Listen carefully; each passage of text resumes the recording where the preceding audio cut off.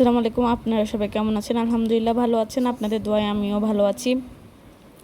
আপনাদের কাছে আমি আমাদের গ্রামের একটা বিখ্যাত পিঠা নিয়ে আসি। এই পিঠাটা বেশিরভাগ আমাদের গ্রামে শীতকালে খাওয়া হয়। এটা হলো পুলি পিঠা। আশা করি যারা যারা খেয়েছেন আমাকে কমেন্ট করবেন কে কে পিঠা খেয়েছেন। এটা নারকেল দিয়ে বানানো হয়। এদিকে মা পুলি পিঠার আটা ধরে নিয়েছে।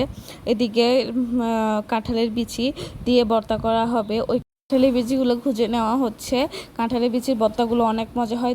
যারা গ্রামে থাকেন তারা জানেন পাটায় বেটে কাঁঠালের বিচি ভর্তা করলে ভর্তাগুলো অনেক মজা হয়। যে কোনো ভর্তাই পাটায় বেটে করা হলে অনেক মজা হয়।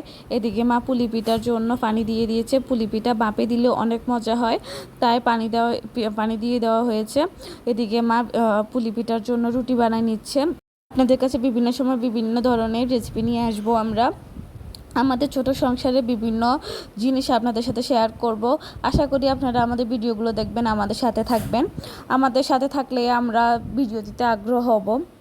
ভালোবাসা পেলে আমরা আমাদের ছোটোখাটো ভিডিও, আমাদের সংসারে ছোটোখাটো জিনিস আপনাদের সাথে শেয়ার করব। আমি আপনাদের সাথে কথা বলতে বলতে মায়ের দিকে পুলি পিঠা বানিয়ে নিচ্ছে। পুলি পিঠাগুলো এভাবেই ভিতরে নারকেল দিয়ে কেটে নেওয়া হয়। এভাবে আমাদের গ্রামে এভাবে পুলি পিঠা বানানো হয়। আমি শিওর না কোথায় কীভাবে বানানো হয়। এটার নাম অন্য কিছু থাকলে আমাকে কমেন্ট করে জানাবেন। আমিও তাহলে আপনাদের সুবাদে জানবো যে এটা আপনারা আপনাদের গ্রামে আপনাদের দেশে কীভাবে বানান, কীভাবে কী নামে ডাকেন, ওইগুলো জানবো। এদিকে পুলি পিঠাগুলো বাপে দেওয়া হচ্ছে। এদিকে চুলায় কাঁঠালের বিচিগুলো সিদ্ধ করা হচ্ছে ভর্তার জন্য।